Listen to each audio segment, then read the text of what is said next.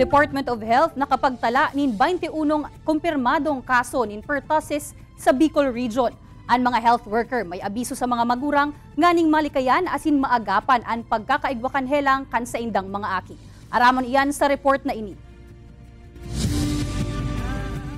15 clinical cases, asin anom na laboratory-confirmed cases nin pertussis o whooping cough ang nairehistro kan Department of Health Bicol Center for Health Development sa 4 na probinsya sa Bicol Region.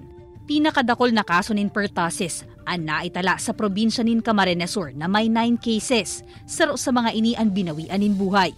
Dayman subuot na ibitara ni Mami Nerissa kan Barangay Suwa, Kamaligan na maghandal kan maaraman ang pagkakaigwanan nin pertussis cases sa rehiyon. Kumpleto man sa bakunan sa iyang 1-year-old na aki, alagad piglilikayan niyang magkaabo ini. Dapat data para pabalado nyo niya ng aki, tama sobrang init. Sigun sa barangay health worker na si Marieta, pag sobrang init, grabe man kun maggaanot ang mga aki, asin kun maalanganin gaanot, posibleng abuhon. Big advice po may sa mga magurang na in case na iwang symptoms of pertussis, araw kayo nag-aabo, lalo especially sa mga aking saradit, agad magduman sa health center po, ma'am. Kung duwang aldaw o labi pa na day nawawaraan abo, importante daan na mapacheck upan na an aki. Fully immunized child man daan haros gabos na aki sa indang barangay.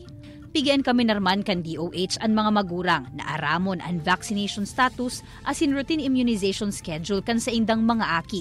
Taan pagpapabakuna, iyo daan pinaka-epektibong paagi nganing makalikay sa pertussis. Kaibanan si Jovel Obiso, Jessica Kalinog, Balitang Bicolandia.